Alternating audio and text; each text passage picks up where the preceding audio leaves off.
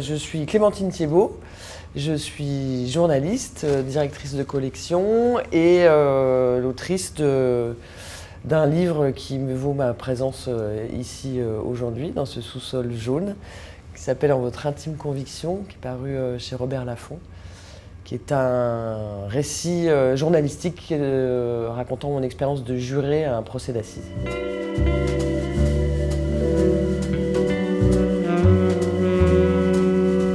Ah oui, moi je suis pas dans la fiction. Là on est vraiment on est dans de la non-fiction comme on dit en français. Tout est vrai dans ce livre.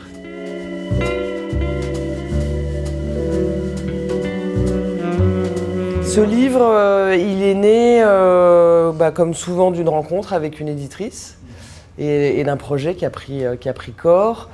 Mais je crois que c'est un mélange à la fois sans doute de conformation justement de journalistes où on prend des notes, on réfléchit. Mais c'était je crois aussi un besoin pas un besoin, mais en tout cas je me suis rendu compte que c'était une manière peut-être aussi de pouvoir avoir un peu de recul et de laisser cette expérience un peu à distance.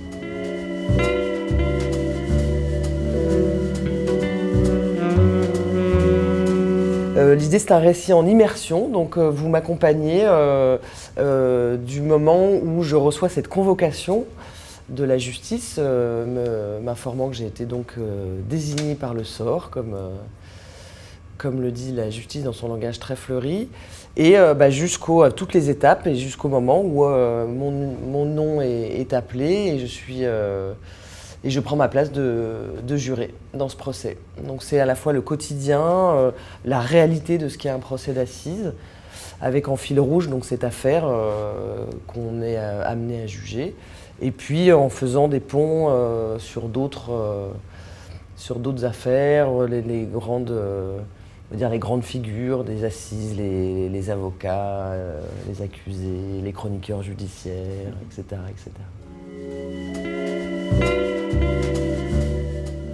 Les incidents se multiplient jusque dans les interstices de l'audience. Là, de toutes les provocations, les témoins craquent et menacent un avocat des accusés sur le parvis du palais. À la reprise, trop content de cette entorse pourtant sans portée, l'avocat rapporte et tente le scandale. C'est un avocat connu pour avoir défendu notamment des voyous, un avocat que d'aucuns surnomment le champion du Jura. Mais à le voir œuvrer, je crois que c'est ironique. À moins qu'on ne se réfère à ses performances gesticulatoires. Personne n'est dupe, mais il poursuit, lancé, avant d'être rappelé à l'ordre par le président, qu'on puisse reprendre les choses sérieuses dont on a déjà bien assez. Il est partout question de violence et de peur, de brouille et de prison. La galerie de surnoms et autres diminutifs qui émaillent le dossier qui se déplie peu à peu affinent le ton. Tonton, Dédé, Musclor, Toche, le vilain, Las, Coco, le vieux, dessinent le cadre de l'instruction au gré des interventions. On perçoit des similitudes de vie, de milieu entre les deux faces de cette histoire où la pièce ne retombe jamais du bon côté. Leur monde est un chaudron et seules les femmes pleurent.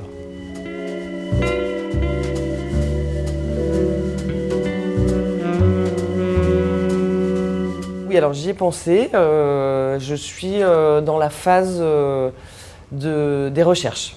Voilà, j'ai pas encore commencé la phase d'écriture. Et on reste dans le polar ?